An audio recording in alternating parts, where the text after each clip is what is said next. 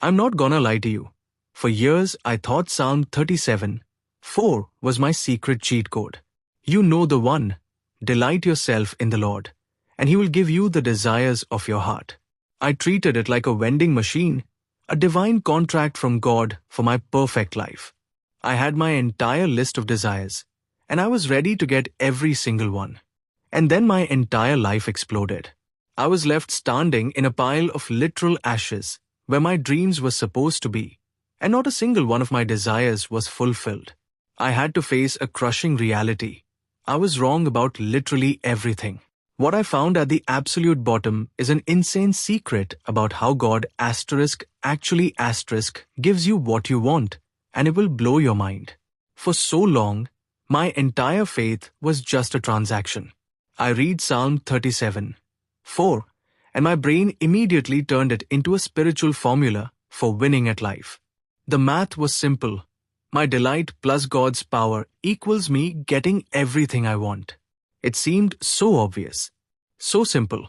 I literally imagined God in heaven with a clipboard, just waiting to check off boxes so He could give me my stuff. And my part? Oh, I was going to be the best delighter God had ever seen. I went to church, I served, I read my Bible, I tried to be a good person. Every good deed was like putting money in my spiritual bank account. And my wish list was huge. My desires weren't small things. They were the blueprints for my entire future.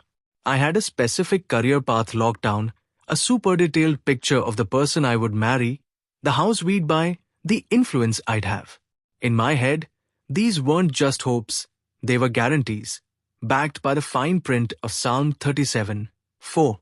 My prayers were basically me giving God a business plan. All right, God, here's the deal. I'm delighting, I'm doing my part, so I need you to give me this promotion now. Let's line up the circumstances for me to meet the one by next week. It sounds so arrogant looking back, but at the time, it just felt like faith. I truly believed this was the secret. I saw this verse as a sacred button I could press to get the life I had perfectly engineered. The focus was always on the second half of the verse. He will give you the desires of your heart. The first part, delight yourself in the Lord, was just the entry fee to get to the main event, getting what I wanted. It wasn't that I didn't love God. I did. But my love was all mixed up with my ambition. My delight was just a tool to get what I wanted. And then, one after another, every single one of my dreams came crashing down. I mean everything. The promotion I was 100% sure was mine, it went to somebody else. The relationship I thought was the one ended in a way that absolutely shattered me. A financial crisis completely deleted my savings. A health scare made me feel weak and useless. This wasn't just a bad day. It was a total system failure. My entire life, the one I had planned with God's guaranteed signature, was just a smoking crater. I hit rock bottom so hard it was insane. And down there, my prayers were completely different. They weren't confident business meetings anymore. They were just me screaming into the void. God, what is going on? I did everything right. Where are you? We had a deal, and you let everything get destroyed. This was a scam. Have you ever been there? Have you ever looked at your life, at the wreckage of all your hopes, and just felt completely betrayed by God? I felt like I had been scammed. I had invested everything into this divine formula, and the check bounced. My faith, which was built on getting what I wanted, was completely gone. The silence from heaven was deafening. I had nothing but my broken dreams and a Bible verse that now felt like a sick joke. I was so angry at God, and my faith was hanging on by a single thread. Rock bottom wasn't just losing my dreams. It felt like I had lost the God I thought I knew. I had zero answers, just a heart full of pain and a million questions. If you've ever felt that kind of pain, that feeling of being completely abandoned by God, you are not alone. It's a horrible, confusing place, but it is not the end of the story. It was right there, in the total darkness, that the craziest truth finally hit me. It wasn't a lightning strike or a booming voice from the sky. It was me, slowly, painfully rereading that exact same verse, but with new eyes, eyes that were cleared of all my selfish ambition. Delight yourself in the Lord.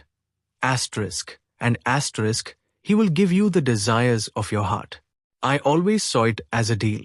But what if it's not a deal at all? What if it's a complete transformation? This is the insane part. The verse isn't a promise that if you do good things, God will give you whatever you happen to want. The promise is that as you asterisk actually focus on Him, He will literally change what you want. He doesn't just fulfill your desires, He forms them. God isn't some genie in a bottle waiting for us to say the magic words so He can grant our wishes. That whole idea puts us in charge and makes God our servant. The Bible is super clear that we are the servants and He is the king. The entire point of the Christian life isn't to get God to do what we want. It's for us to do what He wants. I started to see the word delight in a crazy new way. The original Hebrew word for it, na, doesn't just mean to be happy. It means to find your absolute, number one joy in a person. Think about it. When you really, truly delight in someone, your spouse, your kid, your best friend, you just want to be around them. You want to know them. Over time, you start to care about the things they care about. That's the secret of Psalm 37:4. It's an invitation to a relationship so close that God's heart literally becomes your heart. It's a promise that as you find your ultimate joy not in His gifts, but in Him, your selfish, small-minded desires start to literally dissolve. They get replaced by new desires, asterisk, His asterisk desires. You literally start wanting what He wants. You start wanting things like justice, mercy, and His glory more than you want a bigger house or a better job. The deal isn't, follow me and I'll give you a Lamborghini. The deal is, follow me so closely that a Lamborghini seems like a stupid pile of metal compared to the treasure of knowing me. The desires God gives you are the ones He puts in you when you focus on Him. This changed everything. It was like I'd been using a broken map my whole life and was finally given the right one. My prayers did a complete 180. I stopped giving God my to-do list and just started begging Him, God, hack my brain. Change my desires. Make me want what you want. Suddenly, the entire world looked different. The whole point of Psalm 37 is to not get jealous of bad people who seem to be winning. For the first time, I got it. When my focus was on my own success, I was always comparing myself to others, always jealous, always feeling like I was losing. But when I started focusing on God Himself, this insane peace just took over my soul. Other people's success didn't bother me anymore because my definition of success was completely different. A huge example is my career. Before, I had a specific job title and salary I was obsessed with. I prayed for that exact thing non-stop. After hitting rock bottom, my prayer became, God, make me useful for your kingdom. Put me where I can serve you and love people the most. I don't care if that's in a corner office or a janitor's closet. Just let my life make you look good. It was a switch from chasing a position to chasing a purpose. It was Matthew 6:33, seek first His kingdom and His righteousness, and all these things will be given to you as well. And the freedom in this is absolutely unreal.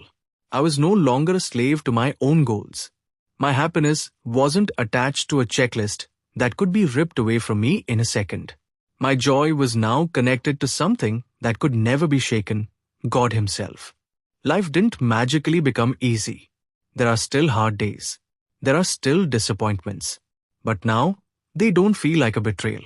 They feel like part of the process where God is sculpting me and shaping my desires to be more like His. So the big secret is this. God gives you the desires of your heart by literally performing heart surgery on you. He doesn't just grant your wishes. He rewires your brain so you want what He's giving. The ultimate desire He gives you is the desire for more of Himself. And that is a desire He is always 100% ready to fulfill. If you're in that place of disappointment, feeling like God failed you, I want to challenge you. Maybe He hasn't abandoned you. Maybe He's inviting you to go deeper. He's inviting you to stop focusing on the idea of what He can give you and to start delighting in the insane, life-changing reality of who He is. That's where you'll find real freedom. If this blew your mind, smash that subscribe button because we're dropping crazy videos like this all the time.